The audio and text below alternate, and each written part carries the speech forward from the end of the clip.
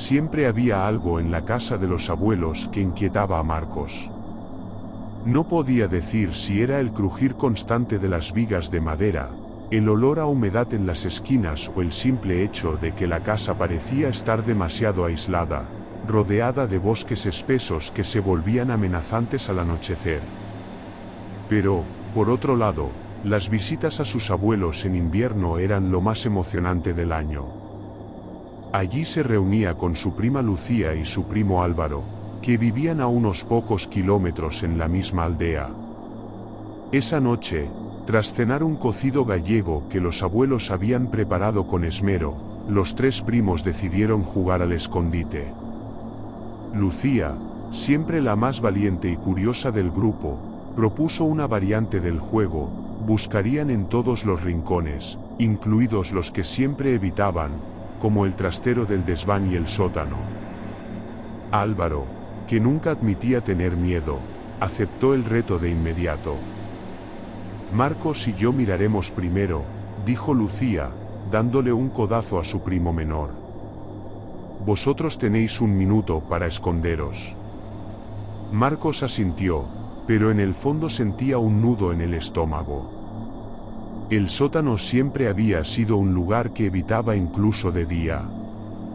Era un espacio oscuro, frío y demasiado grande, con cajas apiladas y muebles viejos cubiertos de sábanas que parecían siluetas humanas. Los chicos contaron hasta 60 mientras Álvaro y su hermano mayor, Iván, desaparecían entre risas por los pasillos. Al terminar de contar, Lucía y Marcos empezaron la búsqueda.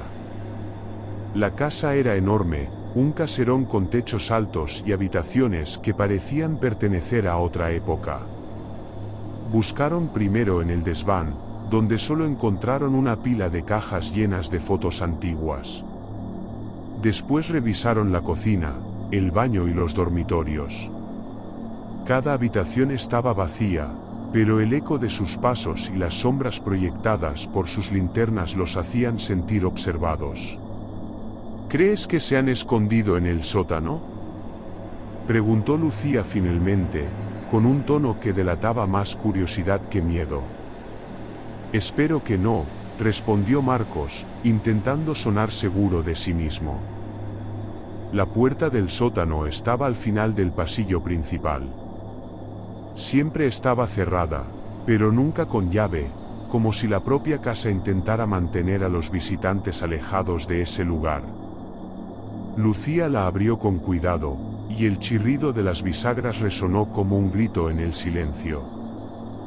Vamos, no seas gallina, dijo Lucía, aunque su tono ahora tenía un dejo de nerviosismo. Marcos encendió la linterna y empezó a bajar los escalones.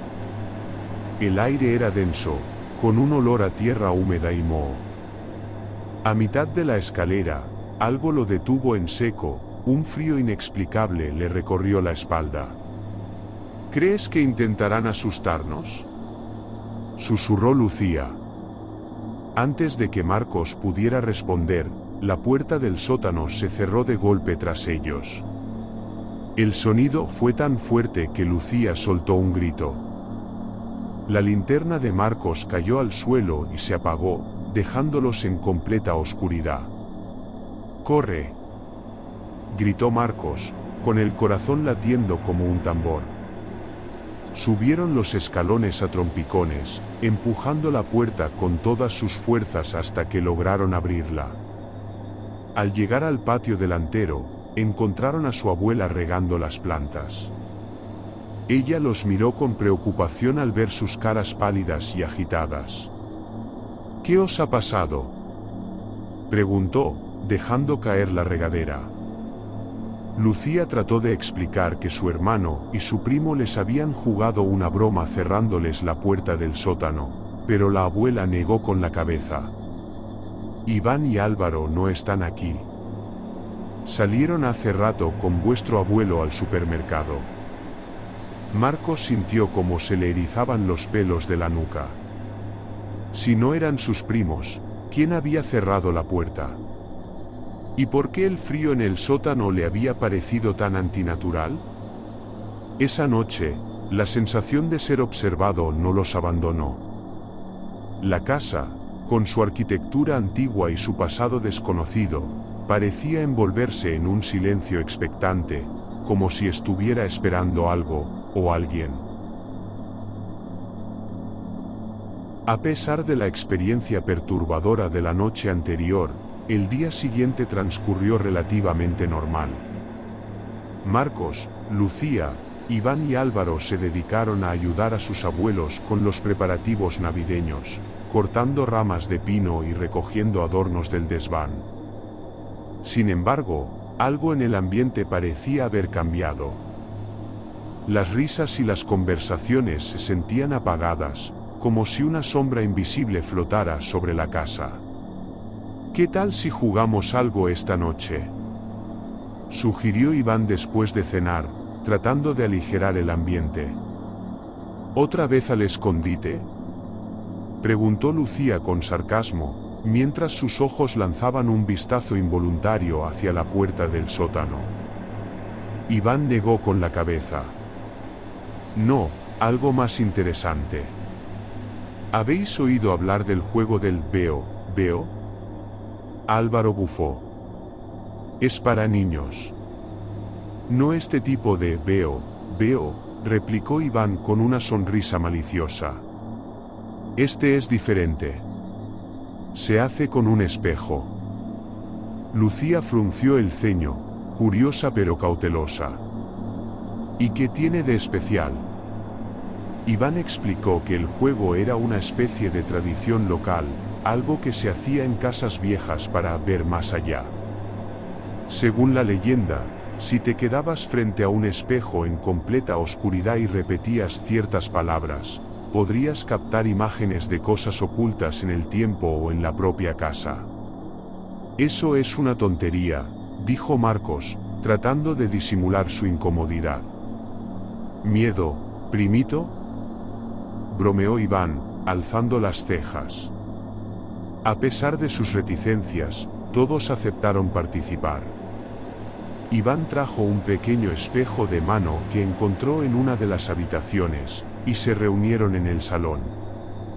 Apagaron las luces, dejando solo el reflejo débil de las llamas del árbol de Navidad. Iván colocó el espejo sobre una mesa, y los cuatro se sentaron alrededor. Bien, repitan conmigo, lo que está escondido, que salga a la luz, indicó Iván. Lo hicieron una vez, luego otra, y una tercera.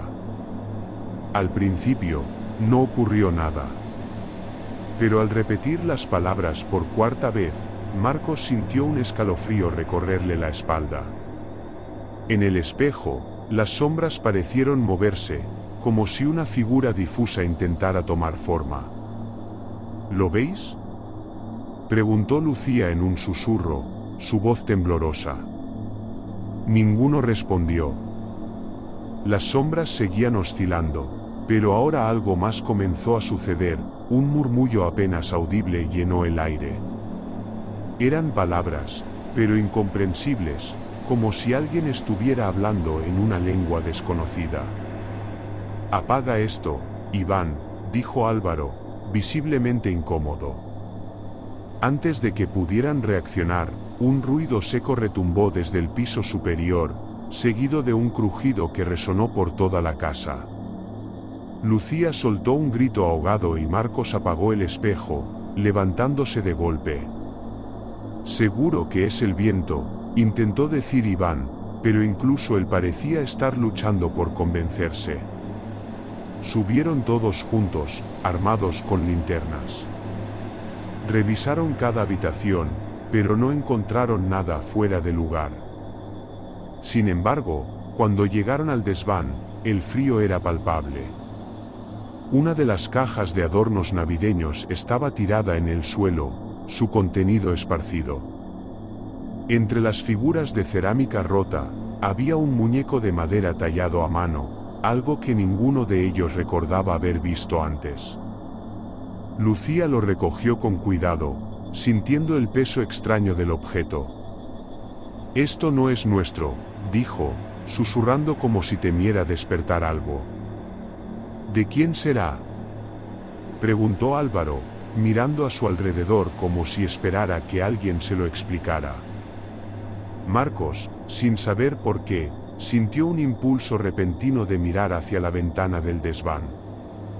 Y allí, a través de los cristales empañados, le pareció ver algo moverse entre los árboles, una figura oscura, inmóvil, pero observándolos. «Vámonos de aquí», dijo con voz entrecortada. No hubo necesidad de insistir. Bajaron al salón y acordaron no hablar de lo sucedido con los abuelos.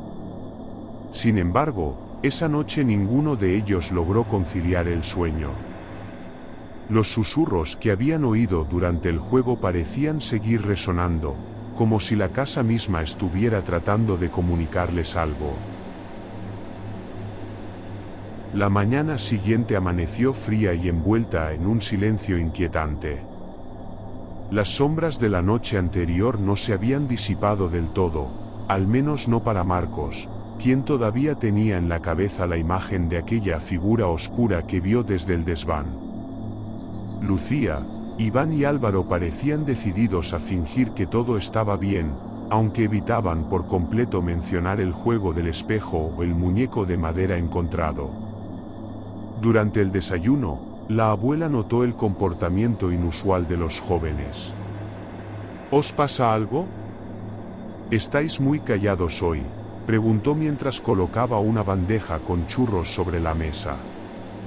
Lucía intercambió una mirada con Marcos, pero nadie respondió. Sin embargo, fue Álvaro quien, incapaz de soportar más la tensión, dejó escapar un suspiro. «Abuela, ¿qué sabes sobre esta casa?», preguntó, con un tono más directo de lo que pretendía. La abuela levantó la vista, sorprendida. ¿Sobre la casa? Pues no mucho, la compramos hace muchos años, cuando vuestro abuelo y yo nos casamos. Pero, ha pasado algo raro aquí, insistió Marcos, evitando mirar a su hermano. La abuela frunció el ceño, como si evaluara qué decir. Raro, no exactamente, aunque... La conversación se detuvo cuando el abuelo entró en la cocina, cargando leña para el fuego. Su llegada llenó el espacio de un aroma a madera fresca, pero también trajo un cambio en la atmósfera. Su expresión severa sugería que había escuchado lo suficiente. No empecéis con historias tontas. Esta casa no tiene nada raro, dijo, dejando caer los troncos en un rincón. Los jóvenes se miraron entre sí, sintiendo que había más de lo que los abuelos querían admitir. Decididos a buscar respuestas por su cuenta, aprovecharon la tarde para explorar los rincones más apartados de la casa. Mientras los mayores estaban en el jardín, los chicos subieron al desván, donde encontraron un baúl antiguo, cubierto de polvo y cerrado con un candado oxidado. «Esto tiene que ser algo importante», dijo Iván, tocando el candado con curiosidad. Álvaro, siempre preparado, sacó una navaja multiusos y logró abrirlo con esfuerzo. Dentro del baúl había una colección de objetos, fotos antiguas, cartas amarillentas, y lo más inquietante, un diario de cuero con el nombre Miguel Vázquez grabado en la portada. «¿Quién es este?», preguntó Lucía, hojeando las primeras páginas. El diario pertenecía al anterior propietario de la casa, un joven que había vivido allí en los años 50. Mientras leían, los chicos descubrieron detalles perturbadores. Miguel había documentado experiencias extrañas, como escuchar voces en el sótano, ver sombras que se movían por los pasillos y sentir una presencia constante en la casa. Las entradas se volvían cada vez más desesperadas, hasta que en la última página escribió: «La casa está viva. Me observa, me escucha. No puedo quedarme aquí por más tiempo. Si alguien encuentra esto, que sepa que no es seguro quedarse». El corazón de Marcos comenzó a latir con fuerza. Esto explica muchas cosas, dijo, su voz apenas un susurro. Sin embargo, el descubrimiento no hizo más que abrir nuevas preguntas. Si Miguel había dejado la casa, ¿por qué nadie había hablado de ello? ¿Qué más escondía ese lugar? Y lo más importante, ¿por qué sus abuelos habían decidido vivir allí a pesar de todo? Antes de que pudieran seguir especulando, un estruendo proveniente del sótano sacudió la casa. Los chicos se miraron, aterrados, y corrieron hacia las escaleras. Cuando llegaron, encontraron la puerta del sótano abierta de par en par, pero el aire que subía desde abajo era helado y pesado, como si la misma oscuridad estuviera respirando. No bajemos, dijo Lucía, retrocediendo. Pero Marcos sabía que no podían ignorarlo más. Algo en el fondo de esa casa estaba esperando, y si no enfrentaban la verdad ahora, nunca estarían a salvo. La puerta del sótano estaba abierta, oscilando suavemente como empujada por un viento invisible. La penumbra que ascendía desde el interior parecía más densa que la noche misma, un vacío que no solo absorbía la luz, sino también el valor de quienes estaban frente a ella. Esto no puede ser casualidad, murmuró Marcos, sosteniendo el diario de Miguel en su mano. ¿Qué hacemos ahora?, preguntó Lucía, su voz temblorosa. Álvaro, a pesar del miedo evidente en su rostro, intentó mantener la calma. No podemos ignorarlo. Si esto tiene algo que ver con lo que está pasando, necesitamos respuestas. Marcos asintió. Encendió su linterna, una tenue luz amarilla que parecía luchar contra la oscuridad que emanaba del sótano. Iván retrocedió un paso, dudando. No pienso bajar ahí. Nadie te obliga, dijo Álvaro con frialdad, pero si algo está causando todo esto, no pienso quedarme sin saber qué es. Con el corazón latiendo con fuerza, Marcos comenzó a descender. Los escalones crujían bajo su peso, resonando en la vastedad del sótano. Lucía les siguió de cerca, mientras Álvaro y, finalmente, Iván cedían al impulso colectivo y les acompañaban. El aire era pesado y húmedo, impregnado de un olor a tierra vieja y madera podrida. La linterna de Marcos iluminó paredes de piedra cubiertas de musgo, y al fondo, algo que parecía un baúl antiguo. Sin embargo, antes de que pudieran acercarse, el sonido de un golpe seco detrás de ellos les hizo girarse de golpe. La puerta del sótano se había cerrado, sumiéndolos en una penumbra casi total. Lucía dejó escapar un grito ahogado, e Iván intentó desesperadamente empujarla para abrirla, pero no cedía. «Está cerrada», gritó, con un hilo de pánico en la voz. «Mantén la calma», dijo Álvaro, aunque su tono no era precisamente tranquilizador. «Esto no tiene sentido, alguien tiene que estar jugando con nosotros». Marcos volvió a enfocar la linterna hacia el baúl, ignorando las voces de sus primos. Algo en su interior le decía que las respuestas estaban allí. Se acercó con cautela, cada paso resonando como un latido. Cuando llegó, notó que el baúl estaba cerrado con un candado oxidado, similar al del desván.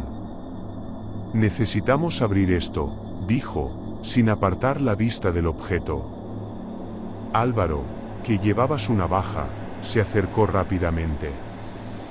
Mientras manipulaba el candado, Lucía miraba con nerviosismo a su alrededor, como si algo les estuviera observando. Fue entonces cuando lo escucharon, un susurro. Era bajo, casi imperceptible, pero llenaba el espacio como un eco distorsionado. ¿Has oído eso?, preguntó Lucía, aferrándose al brazo de Iván. «No es posible», murmuró este último, mirando frenéticamente en todas direcciones. El candado cedió con un chasquido, y Álvaro levantó la tapa del baúl. Dentro había una colección de objetos inquietantes, fotografías en blanco y negro, pequeñas figuras talladas en madera y lo más impactante, una caja que contenía lo que parecía ser huesos humanos. ¿Qué demonios es esto?, exclamó Álvaro, retrocediendo instintivamente. Marcos tomó una de las fotografías. En ella se veía claramente la casa, pero no como la conocían ahora. En el jardín, un grupo de personas posaba con expresiones graves, y entre ellas, una figura destacaba, un hombre alto con un sombrero de ala ancha, cuyo rostro parecía una mancha oscura en la imagen, como si la cámara no hubiera podido capturarlo. Esto es, empezó a decir Marcos, pero un golpe ensordecedor en la pared interrumpió sus palabras. El sótano vibró, y un viento helado se levantó de la nada, apagando la linterna. En la oscuridad, el susurro se transformó en una risa baja y gutural que parecía emanar de todas partes. «¡Corran!», gritó Álvaro, agarrando a Lucía y arrastrándola hacia las escaleras. Con el poco de luz que quedaba de la linterna, los chicos subieron a trompicones, golpeando la puerta con desesperación. Finalmente, esta cedió, y salieron al pasillo de la casa, jadeando y temblando. Cuando encendieron las luces, la abuela y el abuelo estaban frente a ellos, sus expresiones severas. «¿Qué habéis hecho?», preguntó la abuela, con una mezcla de miedo y reproche en su voz. Marcos levantó el diario y la fotografía, exigiendo respuestas. «¿Qué es esta casa? ¿Quién era este hombre?». El abuelo suspiró, apoyándose en el bastón. «Es hora de que sepáis la verdad. Pero no estoy seguro de que queráis escucharla». La noche había caído como un manto opresivo sobre la casa. La atmósfera, ya cargada de tensión, parecía haberse densificado tras las revelaciones de los abuelos. La familia se había reunido en el salón, cada uno sosteniendo una vela mientras el abuelo relataba la verdad detrás de aquella casa. «Esto no es solo una maldición», dijo el abuelo, su voz temblorosa. «Hay algo más profundo, algo que no pertenece a este mundo». Lucía temblaba, aferrada al brazo de Álvaro, mientras Marcos mantenía la mirada fija en la figura del abuelo. Iván, aunque visiblemente afectado, intentaba ocultar su miedo. La abuela colocó el diario y la fotografía sobre la mesa. «Esto empezó mucho antes de que llegáramos aquí. La casa fue construida sobre un lugar sagrado, pero no para protegerlo, sino para sellarlo. Los que desaparecieron, ellos lo liberaron». Marcos frunció el ceño. «¿Liberaron qué?». «Una entidad», respondió el abuelo, su mirada perdida. «Algo antiguo, algo que se alimenta del miedo». Un golpe fuerte resonó en el sótano, interrumpiendo la conversación. Las velas parpadearon, y el viento comenzó a soplar dentro de la casa. Nadie se atrevió a moverse, pero el sonido de pasos ascendiendo por las escaleras del sótano se hizo inconfundible. «No puede ser», susurró Lucía, apretando los dientes para no gritar. El abuelo se levantó con dificultad, agarrando su bastón. «No podemos huir. Esta noche todo acaba». Con manos temblorosas, la abuela sacó un rosario y comenzó a rezar. Los jóvenes intercambiaron miradas, inseguros de si debían seguir a los ancianos o escapar. Finalmente, Marcos tomó la iniciativa. «Si esto tiene que acabar, vamos juntos». Guiados por la determinación de los abuelos, la familia descendió al sótano. El aire era más pesado con cada escalón, y una bruma grisácea llenaba el espacio, haciendo que la luz de las velas apenas iluminara unos metros por delante. Al llegar al fondo, el baúl que habían abierto la noche anterior estaba cerrado de nuevo, pero algo nuevo había aparecido, un círculo dibujado en el suelo, compuesto de símbolos extraños y perturbadores. Esto es lo que lo mantiene aquí, dijo el abuelo, pero el sello está roto. La abuela colocó las velas alrededor del círculo, instruyendo a cada miembro de la familia para que repitiera una oración que había memorizado años atrás. Mientras comenzaban a recitar las palabras, la casa pareció estremecerse. Las paredes crujieron, y un rugido bajo y gutural resonó desde las profundidades del sótano. De la nada, la figura que Marcos había visto antes apareció dentro del círculo. Era más definida esta vez, una silueta alta y oscura, con ojos brillantes que parecían atravesarlos. Iván dejó escapar un grito, pero el abuelo le ordenó que no se detuviera. «No dejéis de rezar», gritó. «Es lo único que nos protege». La entidad comenzó a avanzar hacia el abuelo, pero cada vez que intentaba cruzar el círculo, algo invisible lo detenía. Gritó con una voz que parecía provenir de todas direcciones a la vez, haciendo que los oídos de los presentes sangraran ligeramente. La abuela levantó un crucifijo, continuando el ritual con mayor intensidad. Marcos, superando el miedo, agarró uno de los símbolos del baúl y lo colocó en el centro del círculo. Inmediatamente, la figura pareció tambalearse, perdiendo forma y volviéndose más nebulosa. «Ahora», gritó el abuelo, y todos recitaron al unísono la última frase del ritual. El círculo se iluminó con un brillo cegador, y la entidad dejó escapar un último grito antes de desaparecer en un estallido de sombras. El sótano quedó en silencio, salvo por los jadeos de la familia. ¿Se ha ido?, preguntó Lucía con la voz quebrada. El abuelo asintió, aunque su expresión seguía siendo sombría. Por ahora. Pero este lugar nunca será seguro. A la mañana siguiente, la familia empacó sus cosas y dejó la casa. Nunca volvieron a verla, pero se dice que aún sigue vacía, esperando a los próximos inquilinos que se atrevan a desafiar su maldición. La casa en Galicia quedó atrás, pero su sombra permaneció con la familia, especialmente con Marcos. Aunque habían cerrado el capítulo aparentemente con éxito, algo no se sentía del todo acabado. Los días posteriores estuvieron cargados de preguntas que nadie se atrevió a formular. ¿Había desaparecido realmente la entidad? ¿Qué consecuencias tendrían los años vividos en un lugar marcado por tanto dolor? Marcos intentó volver a la normalidad, pero las noches no eran las mismas. Cada vez que cerraba los ojos, escuchaba el crujir del viejo piso de madera, sentía el peso de una mirada invisible y revivía el momento en que la figura oscura intentó cruzar el círculo. Sus sueños estaban llenos de fragmentos de lo que había visto en el sótano, símbolos, sombras y voces incomprensibles que susurraban su nombre. Pasaron meses, y la casa fue puesta en venta. Ningún comprador se interesó, pero eso no sorprendió a nadie. Los rumores sobre el lugar comenzaron a expandirse, retomando la historia de la desaparición de sus primeros dueños y los eventos oscuros que siguieron. Marcos, incapaz de dejarlo todo atrás, decidió investigar.